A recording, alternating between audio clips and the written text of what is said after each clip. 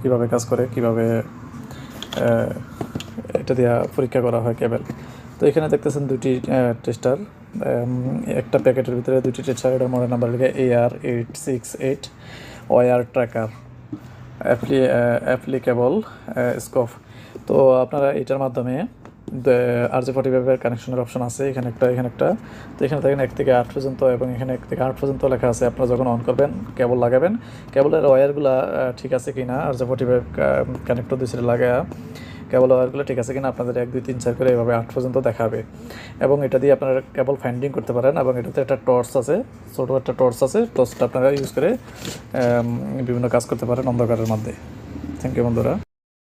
এখন দেখছেন আপনারা, আমি এই ওয়্যার ট্র্যাকারটি